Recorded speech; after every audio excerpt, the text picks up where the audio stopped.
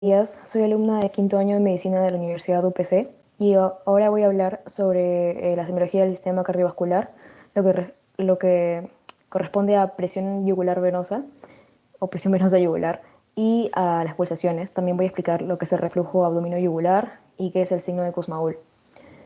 Como Gonzalo mencionó en el anterior video, la inspección cardiovascular primero se realiza mediante la toma de funciones vitales, ¿no? Porque tiene la toma de frecuencia cardíaca y de la presión arterial. Pero para evaluar el sistema cardiovascular, preferentemente se inicia mediante la inspección de las venas yugulares que reflejan la presión venosa yugular, que es lo que voy a explicar ahora, ¿no? Posteriormente se evaluaría el pulso carotidio, pero este va a ser explicado posteriormente en otro video.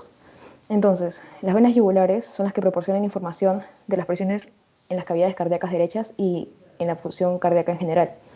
La presión venosa yugular es la que refleja la presión de la aurícula derecha, que también se le conoce como la presión venosa central, porque es la más cercana al corazón.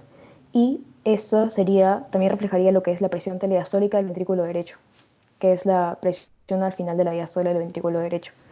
La presión venosa yugular se evalúa mejor con las pulsaciones de la vena yugular interna derecha. Sin embargo, estudios recientes han mencionado que también la vena yugular externa serviría para calcular la presión venosa central. Es algo muy importante que hay que saber es que en niños menores de 12 años no sería de utilidad la inspección de la presión venosa yugular debido a que no se pueden evaluar las pulsaciones de estas venas adecuadamente en niños de esa edad, ¿no? Entonces, como ya mencioné, clásicamente se enseñaba de que era preferible evaluar la vena yugular interna a la externa, ya que la vena yugular interna supuestamente contiene válvulas que interferirían con el desarrollo de la toma correcta de la presión venosa yugular. Esta afirmación se ha determinado que es incorrecta por dos razones. Primero, que la vena yugular interna también contiene válvulas y estas son esenciales, por ejemplo, en la reanimación cardiopulmonar. Esas evitan que la sangre fluya hacia atrás durante la compresión. Entonces, también en las válvulas que esta tiene no interferirían con las mediciones, ya que el flujo normalmente es hacia el corazón. Y estas válvulas probablemente actuarían como membranas que amplifiquen las pulsaciones de la aurícula derecha y harían que las ondas venosas sean más fáciles de ver. Por eso es que ahora se sabe de que pueden evaluarse la presión venosa yugular mediante estas dos venas. Sin embargo, la presión venosa yugular, la presión de la vena yugular externa es la que más visiblemente se ve debido a que, como podemos ver aquí, en cuanto a la anatomía y también aquí, la, la vena yugular externa se encuentra más superficialmente debido a que esa se encuentra encima del músculo esternocleidomastoideo. En cambio, la vena yugular interna, que es esta de aquí, es más gruesa, se encuentra dentro y el único lugar en el que se puede visualizar es en este como triángulo que ahorita no me acuerdo el nombre, la verdad, pero sí, se puede llegar a visualizar. Pero más se utiliza para términos del examen físico, la vena yugular externa, es lo más frecuente que se llega a ver. Y nada, puse estas imágenes, perdón, de anatomía para recordar de dónde es que sale la vena yugular interna, ¿no? De, bueno, esa es la vena cava superior, que es la que directamente sale de la aurícula derecha, y luego las venas brachiocefálicas, el tronco brachiocefálico, las venas brachiocefálicas y las yugulares internas de cada lado. ¿Cuál es la importancia clínica de medir la presión venosa yugular? Es que los cambios en el llenado, contracción y vaciado de la aurícula derecha causarían fluctuaciones de la presión y también ondas, que es en sus ondas, la que vamos a ver después. La observación de las fluctuaciones aportarían información sobre el estado del volumen circulatorio, la función de los ventrículos, la permeabilidad de las válvulas tricúspide y pulmonar, que son las válvulas en la cavidad derecha del corazón, en las cavidades derechas, la presión del pericardio, debido a que ya vamos a ver que cambios en la presión del pericardio reflejarían y cambiarían las presiones del corazón, y alteraciones del ritmo, como arritmias, o sea, en este caso arritmias, como los ritmos de la unión y los bloqueos auriculoventriculares. Entonces, alteraciones, que son desórdenes, que aumentan las presiones diastólicas del lado derecho, como por ejemplo la enfermedad del lado izquierdo que se refleja en el derecho, enfermedades pulmonares, hipertensión pulmonar y estenosis pulmonar, aumentarían la presión venosa yugular. Y esto se evidenciaría ya que las venas del cuello serían anormalmente visibles, ¿no? Entonces, perdón, esta también es importante porque, por ejemplo, en pacientes con ascitis o edemas, es útil para diferenciar la causa. Por ejemplo, en una presión venosa yugular elevada podría sugerir más una enfermedad cardíaca o pulmonar, a diferencia de una presión venosa yugular normal en estos pacientes, lo cual nos sugeriría una enfermedad, por ejemplo, hepática crónica, ya que la causa de la ascitis o edema sería más por una disminución de la presión oncótica, ¿no? En el caso de las patologías, se revisarán posteriormente, pero más que todo es correlacionando, ¿no? Este, este hallazgo en el examen físico con los cuadros patológicos. Entonces, lo que se refiere a la evaluación en sí de la presión venosa yugular, pero lo que primero hay que tener en cuenta es que hay que localizar primero el punto más alto de oscilación de cualquiera de las venas yugulares, internas o externas. ¿Qué es el punto más alto de oscilación? Es el punto en el que se ve que ya no se ven pulsaciones venosas. O sea, como, claro, pulsaciones venosas en cualquiera de las yugulares, ¿ya? Lo que hay que saber aquí es de que tenemos un plano. Ya, primero lo que hay que saber es de que hay dos formas de medir la presión venosa yugular, ¿ya? La técnica de Lewis, que está aquí, y también la técnica del eje flebostático, ¿ya? La que más se utiliza es la técnica de Lewis. Para saber, para comenzar esto, hay que primero saber cuál es el plano de Lewis, y por eso nos guiamos del ángulo externar o de Lewis, que es, que es a nivel de la segunda costilla, ¿no? Que está aquí, en esta imagen. Entonces, se ha determinado de que la altura, la longitud desde la aurícula derecha hasta el ángulo de Lewis es de 5 centímetros. Y esta longitud no va a variar independientemente de la posición del paciente, ya que, como vamos a ver después, para poder medir la presión venosa yugular se pueden mover la cabecilla de la cama del paciente en diferentes ángulos, ¿no? Depende de las características del paciente. Entonces, esta distancia nunca va a variar y es necesaria porque a eso se le va a sumar lo que vamos en sí nosotros a medir y que puede variar, que es lo que está por encima de este plano, ¿ok? Entonces, en cuanto al eje velocestático, para explicarlo rápido, también es una medida en la que podemos, mejor dicho, es una técnica en la que se puede medir la presión, pero este más es utilizado en unidades de cuidados intensivos o cateterismos realizados en laboratorios. En este, el punto sería el cuarto espacio intercostal, como se puede ver aquí, ¿no? Que es más abajo del ángulo de Lewis. Entonces, como ya dije, el ángulo external es mejor punto de referencia para el examen físico debido a de que se puede localizar de forma más reproducible y más fácilmente la presión venosa yugular que en comparación al eje flebostático. Entonces, para que se entienda mejor, este es un ejemplo encontrado en el libro Bates, en el cual supongamos que este paciente tiene la presión venosa yugular elevada. Ya es un poquito difícil de entender, pero luego se va a entender mejor con las siguientes diapositivas. Entonces, en este paciente la presión venosa yugular está elevada, o sea, sí habría incurgitación yugular a nivel del cuello. Entonces, en la posición A, como menciona aquí, que es a 30 grados, la cabecera de la cama, no puede medirse la presión venosa yugular porque el punto de oscilación estaría por encima de la mandíbula, o sea, de aquí, y no podría visualizarse a nivel del cuello. Por eso es de que cuando se tiene, en el caso de estos pacientes, podría reclinarse un poco más la camilla, o bueno, ponerse más hacia, hacia el paciente como si estuviera erguido, a 60 grados, por ejemplo, y ahí sí, obviamente la sangre sería más difícil por la gravedad subir, entonces sí se podría localizar mejor el punto de oscilación. Y en este caso, si es que se le pone más derecho aún, está totalmente erguido, obviamente la sangre caería más por la gravedad y igual no se podría visualizar porque el punto de oscilación estaría más abajo. Entonces, esto es lo que va a variar.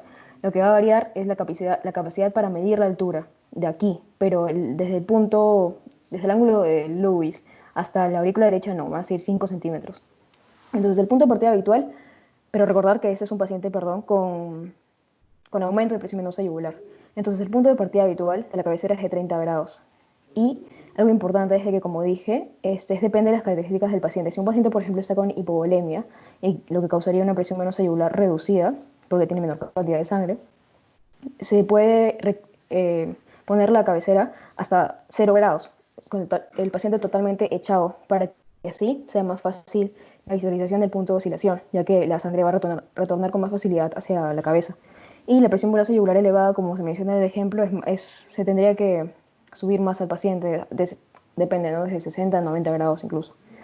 Algo que se debe decir es de que la presión venosa yugular se mide en milímetros de mercurio o en centímetros de agua, que lo que equivaldría a un centímetro punto 36 de agua es igual a un milímetro de mercurio.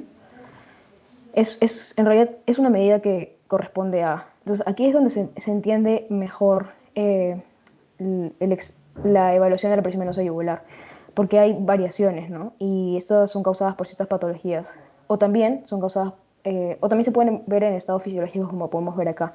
Con esta imagen, que la saqué de un video de YouTube muy bien explicado, ya que obviamente utilizan referencias anatómicas de una persona, aquí se puede ver mejor. La mano del evaluador está a nivel del plano de Lewis, ¿ya? O sea, toma primero el punto, el ángulo external, y esa es la mano que le sigue, y a nivel de aquí, no sé si puede ver el puntero, se comenzaría a medir, ¿ya? Entonces, como mencioné, si el ángulo... No, primero vamos a empezar con la explicación de la presión venosa yugular si en el caso está elevado, porque es un poco más fácil. A nivel de aquí, si es que desde aquí se mide más de 4 centímetros, o sea, más de 9 centímetros por encima de la aurícula derecha, porque recuerden que hay que sumar la medición desde el ángulo externo hasta la aurícula derecha, habría una presión venosa yugular elevada. Eso se mide con una regla que posteriormente se va a explicar cómo se realiza la medición. Entonces, ahí en ese caso estaría elevada. ¿Cuáles son las causas? Un aumento de volumen de volumen en general, por ejemplo, una insuficiencia cardíaca. Se ha determinado que puede ser insuficiencia cardíaca derecha, izquierda, y aguda, me saldrá aquí una letra, o crónica. En volumen, si es que el volumen es normal, puede haber, por ejemplo, una estenosis tricuspidia, una insuficiencia tricuspidia, una hipertensión pulmonar, pericarditis constrictiva, derrame pericárdico, taponamiento cardíaco, obstrucción de la vena cava superior, elevación de la presión intertorácica abdominal. Todo lo que cause aumento de presiones en las cavidades derechas, ¿ok? Y también se ha visto en fisiones, o sea, también hay unas causas fisiológicas, como por ejemplo estados hipercinéticos, en casos de esfuerzo físico, embarazo. En el embarazo también sería por estado hipercinético, pero también porque hay hipervolemia. Y en casos de anemia y fiebre, ¿no? Entonces, para saber si es que hay una presión venosa yugular reducida en este caso, el punto de oscilación se encontraría por debajo del punto del ángulo external, ¿no? En este caso, debajo de la mano del evaluador que está aquí, que sería el plano de Lewis. O sea, como dice acá, ¿no? El ángulo external, que es en este caso la mano del examinador, se encontraría por encima del punto de oscilación. O sea, el punto de oscilación se encontraría aquí más o menos más abajo. Eso determinaría que la presión venosa yugular está disminuida, y una de las causas sería la hipovolemia. Aquí están los pasos para poder evaluar la presión venosa yugular. Sin embargo, me voy a saltarlos aquí porque más que todo es para poner en posición al paciente, etcétera, para explicarlo más rápido. Y como menciona, me voy a centrar en la medición de la presión venosa yugular, que es, primero tenemos que se deben evaluar las venas yugulares de ambos lados, pero medirla de la derecha, centrarnos en esa, debido a que reflejaría más la presión de la aurícula derecha. Entonces, se deben buscar las pulsaciones en la escotadura supraesternal. Aquí está la localización. Como ya dije, pueden ser en cualquiera de las yugulares, ¿no? Por aquí se recomienda siempre se va a recomendar en la yugular interna, ¿no? Porque es lo clásico. Entonces se debe identificar el punto más alto de pulsación de la vena yugular derecha. Se extiende horizontalmente una cartulina que sea derecha desde el punto en el que se encuentra la oscilación, por ejemplo aquí, y colocar una regla en vertical en el ángulo external, en ángulo recto. Y así, a donde llegue la posición de la cartulina será la altura que tenemos que sumarle a los 5 centímetros para saber cuál es la presión venosa yugular. Porque, como que dice, ¿no? La suma es la presión venosa yugular de 5 centímetros, que es la altura, que dijimos que nunca va a variar, y lo que se ha medido, lo que podemos medir, ¿no? Entonces, se puede confundir el pulso venoso a nivel del cuello con el pulso carotidio muchas veces, pero estos dos tienen ciertas diferencias que podemos ver aquí en estos dos cuadros, ¿no? Dentro de las más resaltantes para lo que queremos explicar en este video es de que, por ejemplo, las pulsaciones de la vena van a desaparecer cuando se presiona sobre esta vena, justo por encima del extremo external de la clavícula. Para eso es lo que más se usa para diferenciarlas, porque si es que presionamos donde creemos que es la vena, las pulsaciones o sea, van a desaparecer. En cambio, si fuera la arteria carótida, no desaparecerían porque obviamente esta tiene una capa muscular más grande y transmite iguales pulsaciones. Tendrías que apretarla bastante fuerte. El nivel de las pulsaciones de las venas cambia con la postura, descendiendo a medida que el paciente se va hiriendo. Como mencioné, esto es de utilidad para al momento de reclinar la cabecilla de la camilla, ¿no es cierto? Y en este caso, el nivel de las pulsaciones no cambia con la postura en el caso de las pulsaciones carotidias.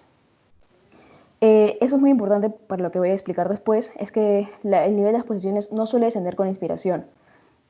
Perdón, el nivel de las pulsaciones suele descender con inspiración en el caso de las pulsaciones yugulares internas, en cambio, en cuanto a las pulsaciones carotidias, no descendería con inspiración. Eso lo voy a explicar después.